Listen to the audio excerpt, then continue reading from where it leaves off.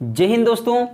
आज हम सब मिलकर देश की आज़ादी का 75वां वर्षगांठ मनाने जा रहे हैं। दोस्तों, आप सभी को आज़ादी के अमृत महोत्सव पर स्वतंत्र संग्राम की हार्दिक हार्दिक बधाई व शुभकामनाएं। आप जानते हैं सब लोग, जैसे कि अंग्रेजों का हुकूमत चलता था। दोस्तों, पहले क्या अंग्रेजों का हुकूमत चलता था, 1947 में हमारा जब देश आज़ाद हुआ तब से हर साल दोस्तों 15 अगस्त को अमृत महोत्सव पर एक राष्ट्रीय पर्व मनाते आ रहा है। तो 75वां वर्षगांठ दोस्तों पूर्ण हो चुका है और 76वां वर्षगांठ में मतलब कि अगला वर्ष चालू हो चुका है। तो दोस्तों यही कहना चाहूँगा कि देश जो हमारा कैसे हुआ है आज़ाद और पहले किस किस कठिनाइयों या परिस्थितियों से गुजरना पड़ा है। आप जैसे कि यहाँ पर देशभक्ति के यहाँ पर एक देशभक्ति के मूवी वगैरह देखिए दोस्तों, यूट्यूब पर मूवियाँ मिल जाएगी। जैसे कि वहाँ पर मूवी आपको देखने को मिलेगी, मंगल पांडे है, जोधा अकबर है और भी दोस्तों यहाँ पर भगत सिंह है और कई फिल्म है, यहाँ पर मूवियाँ हैं दोस्तों, यूट्यूब पर आप देख सकते हैं कि हमारा जो है किस प्रकार से भारत देश जो गुलाम था,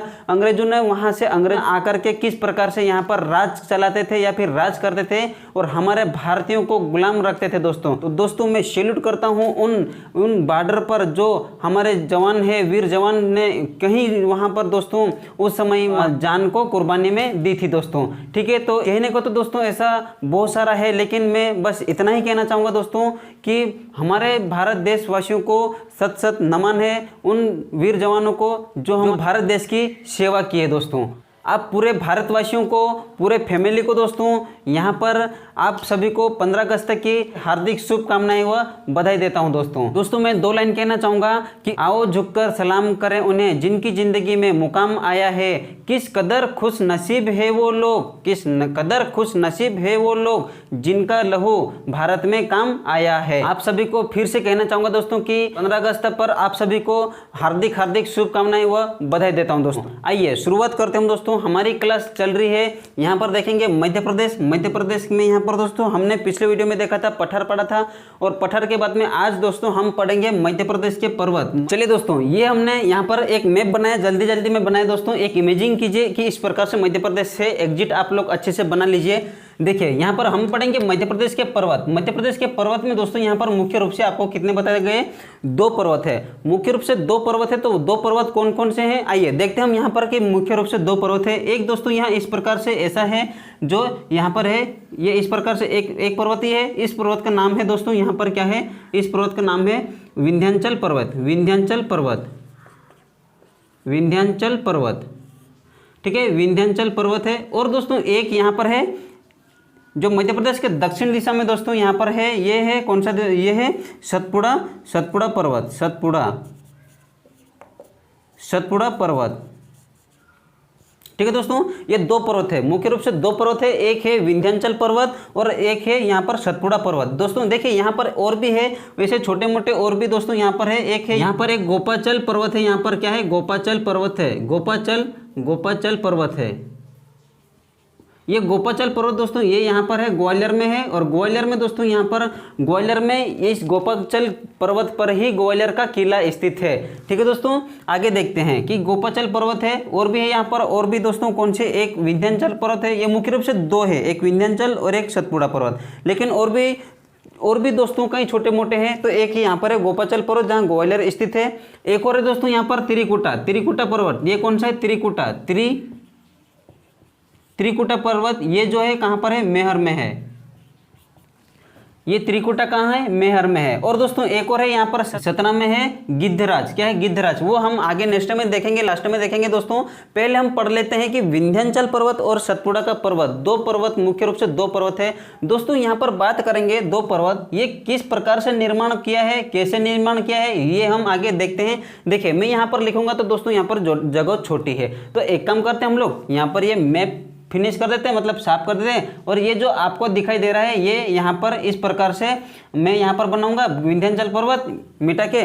तो दोस्तों इस विंध्याचल पर्वत में और भी छोटी मोटी श्रेणियाँ हैं। क्या है, छोटी मोटी श्रेणियाँ, पहाड़ी और भी है, तो वो हम आगे देखते हैं। ठीक है, विंध्याचल में भी है और इस सतपुड़ा में भी है, तो ये हम आगे देखते हैं। दोस्तों इसको मैं साफ कर देता हूँ और साफ करने के बाद में फिर यहाँ पर मैं अच्छे से लिख के बता देता हूँ। ठीक है दोस्तों, आइए देखते हैं हम यहाँ पर चलिए दोस्तों देखते हैं हम लोग आगे कि मध्य प्रदेश का दोस्तों यहाँ पर क्या है, मध्य प्रदेश का भाग जो है दक्कन के पठार के अंतर्गत आता है दोस्तों। और जो है कि मध्य प्रदेश एक पठारी क्षेत्र के अंतर्गत आता है, जिससे क्या है मध्य प्रदेश को एक पठारी भाग कहते हैं। क्या कहते हैं? पठारी भाग कहते हैं।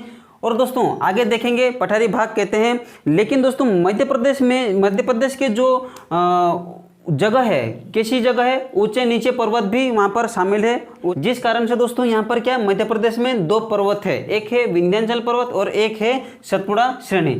दोस्तों यहाँ पर देखेंगे विंध्याचल पर्वत में दोस्तों विंध्याचल पर्वत को 3 भागों में बांटा है। पहले को एक है विंध्याचल श्रेणी और मध्य भाग भांडर की श्रेणी और पूर्वी भाग कैमूर श्रेणी। दोस्तों यहाँ पर देखेंगे कि जो विंध्याचल पर्वत है, विंध्याचल पर्वत दोस्तों ये जो है दोस्तों सबसे प्राचीन पर्वत है, हिमालय से भी प्राचीन पर्वत माना जाता है इसे विंध्याचल पर्वत को। दोस्तों विंध्याचल श्रेणी में दोस्तों यहाँ पर और भी पहाड़ियाँ हैं जो ऊंची नीची चोटियाँ हैं दोस्तों यहाँ पर। तो सबसे ऊंची चोटी एक ये जो है सिंगार की चोटी। क्या है? सिंगार की चोटी। ये दोस्तों विंध्याचल पर्वत जो है एक ऐसा पर्वत आपको मैंने अभी बताया था, इस प्रकार से पर्वत ये है विंध्याचल का और ये है सतपुड़ा का पर्वत। और इसी दोनों के बीच में दोस्तों यहाँ पर नर्मदा नदी बहती है। नर्मदा नदी के उत्तर में, ठीक है, नर्मदा नदी के उत्तर में विंध्याचल पर्वत है। ठीक है, नर्मदा नदी के उत्तर में विंध्याचल पर्वत है, यानी कि विंध्याचल पर्वत के दक्षिण में नर्मदा नदी बहती है दोस्तों। ठीक है, यहाँ पर नर्मदा नदी कहाँ कहाँ बहती है, क्या है, हम आगे नदियों का पार्ट लेकर स्पेशल आएंगे दोस्तों। देखते हैं, बात आगे करते हैं हम दोस्तों। विंध्याचल पर्वत जो है, विंध्याचल पर्वत किस चट्टानों से मिलकर बना है, तो इसका निर्माण हुआ दोस्तों। निर्माण कैसे हुआ, तो निर्माण की बात करेंगे दोस्तों तो यहाँ पर क्वार्टज, क्या है, क्वार्टज हुआ बालू पत्थर से हुआ है, या फिर बेसाल्ट बालू पत्थर।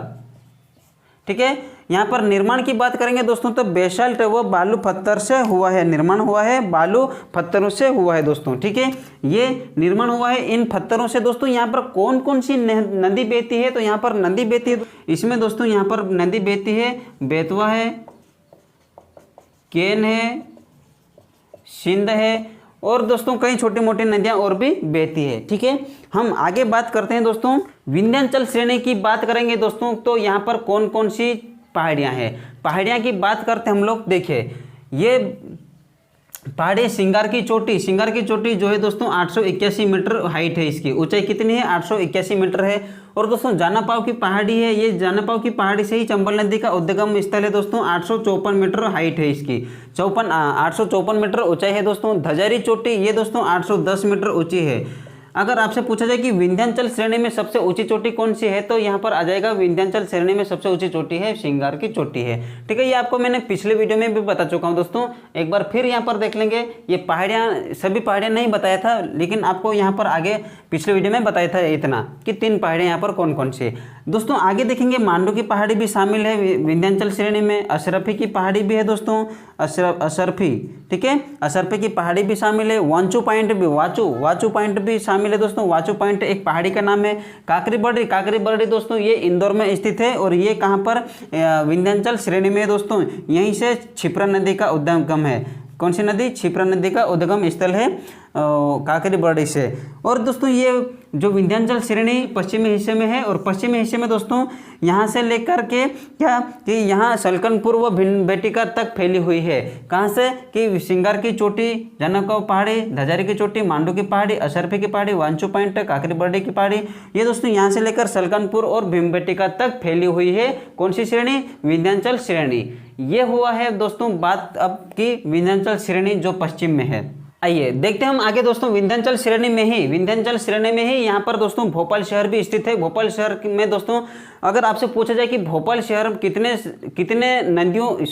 कितने पहाड़ियों से घिरा हुआ है, तो अगर आपको पूछा जाए कि कितने पहाड़ियों से घिरा हुआ है, तो यहाँ पर दोस्तों 7 पहाड़ियों से घिरा हुआ है। ठीक है, 7 पहाड़ियों से घिरा हुआ है भोपाल शहर। दोस्तों अगर आपसे पूछा जाए कि भोपाल शहर कितनी पहाड़ियों पर बसा हुआ है, तो आपको बताना है 5 पहाड़ियों पर बसा हुआ है। भोपाल शहर कितनी पहाड़ियों पर बसा हुआ है, तो 5 पहाड़ियों पर बसा हुआ है। अब दोस्तों आगे देखते हैं कि भोपाल शहर 5 पहाड़ियों पर कौन कौन सी पहाड़ियों पर बसा हुआ है। तो दोस्तों आपको पता होगा कि भोपाल में दोस्तों आपको पता होगा भोपाल में एक स्नेक पार्क है, स्नेक पार्क सर्प उद्यान है। भोपाल में दोस्तों सर्प उद्यान है, क्या है? सर्प उद्यान स्नेक पार्क भोपाल में स्थित है। ठीक है, तो आपको ये याद रखना है स्नेक करने के दोस्तों यहाँ पर इंग्लिश में आ जाएगा SNECA, ये दोस्तों स्नेक SNECA ये स्नेक है दोस्तों। भोपाल शहर जो 5 पहाड़ियों पर बसा हुआ है, तो हम इसे यहाँ पर दोस्तों निकाल कर लाएंगे एक एक अक्षर। देखिए एस से क्या होता है, एन से क्या बनेगा। तो यहाँ पर हमें ये याद रखना कि भोपाल शहर में एक सर्प उद्यान है, सर्प को इंग्लिश में स्नेक कहते हैं। तो स्नेक दोस्तों यहाँ पर स्नेक उद्यान कहाँ पर है? भोपाल में। तो आपको ये याद रखना है, तो पहाड़ियाँ भी याद रह जाएगी। देखिए हम एक एक निकल कर लाते हैं दोस्तों। तो देखिए ए से यहाँ पर बन जाएगा दोस्तों श्यामला हिल्स है, ए से निकल कर बन जाएगा दोस्तों श्यामला हिल्स है। हिल से मतलब पहाड़ी, क्या है? हिल से मतलब पहाड़ी। और दोस्तों एन से निकल कर आ जाएगा नेओरा हिल्स, नेओरा हिल्स ये दोस्तों नेओरा हिल्स है। और ई से मतलब हो जाएगा दोस्तों ईदगाह हिल्स। और दोस्तों सी से मतलब हो जाएगा कटारा हिल्स। और ए का मतलब हो जाएगा अरोरा हिल्स। तो दोस्तों ये भोपाल में 5 पहाड़ियाँ हैं, 5 पहाड़ियों पर बसा हुआ है एक भोपाल शहर। ठीक है, तो ये है Shyamala hills, Neora hills, Idgah hills, Katara hills, Arora hills. ये दोस्तों भोपाल शहर 5 पहाड़ियों पर बसा हुआ है। तो ए से निकल कर लाए श्यामला हिल्स, एन से निकल कर आए नेओरा हिल्स, ई से निकल कर आए ईदगाह हिल्स, सी से निकल कर आए कटारा हिल्स, ए से निकल कर आए अरोरा हिल्स। दोस्तों ये आपको याद हुआ होगा कि भोपाल शहर 5 पहाड़ियों पर बसा हुआ है।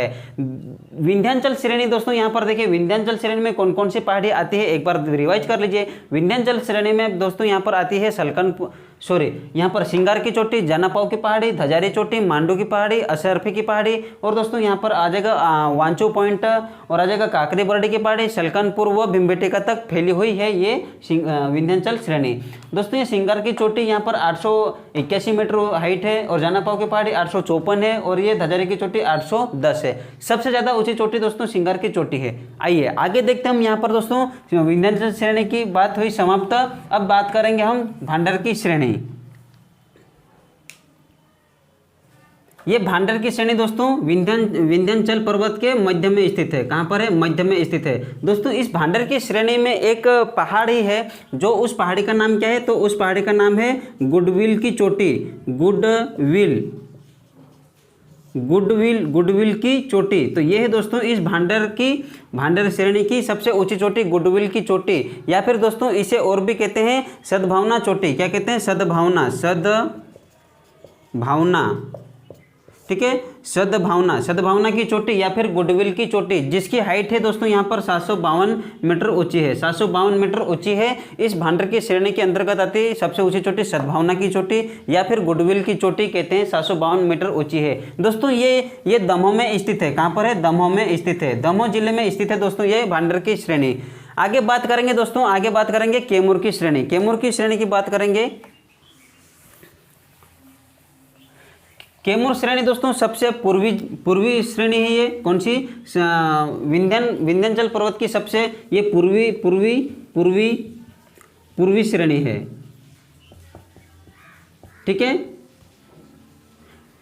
कैमूर श्रेणी एक पूर्वी श्रेणी है। क्या है? पूर्वी भाग है। और दोस्तों देखिए यहाँ पर कि इस कैमूर श्रेणी के अंतर्गत यहाँ पर छोटी मोटी पहाड़ियाँ हैं, जो त्रिकुटा पहाड़ी ये कहाँ पर है? मेहर में है। मेहर कहाँ पर है दोस्तों? सतना में ही है। तो ये त्रिकुटा मेहर में है। और जो गिद्धराज है, ये चोटी दोस्तों गिद्धराज पहाड़ी ये कहाँ पर है? सतना में है। दोस्तों यहाँ पर देखिए कि जो इस कैमूर श्रेणी से ही एक नदी निकलती है, केन नदी। कौन सी नदी? केन नदी निकलती है इस कैमूर श्रेणी से ही।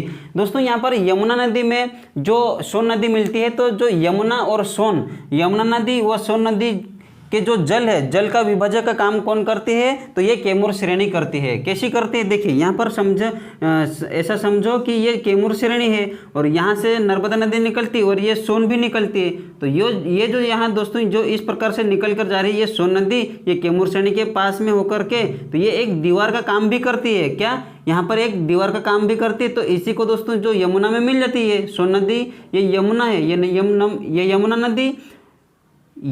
नदी और ये सोन नदी, तो यमुना और सोन नदी के जो जल विभाजक का काम कौन करती है, तो ये कौन करती है, कैमूर श्रेणी। ये कैमूर श्रेणी आगे भी झारखंड तक फैली हुई है, क्या है, आगे झारखंड तक फैली हुई है। तो दोस्तों यही है कि यमुना और सोन नदी के इनके बीच जो जल विभाजक का काम करती है। ठीक है दोस्तों, अब हम आगे देखते हैं दोस्तों कि ये तो हुआ है विंध्याचल पर्वत, ये तो आपको इतना याद करना था। आइए हम देखेंगे अगली स्टेप, अभी सतपुड़ा पर्वत देखते हैं, ये हम मिटा देते हैं।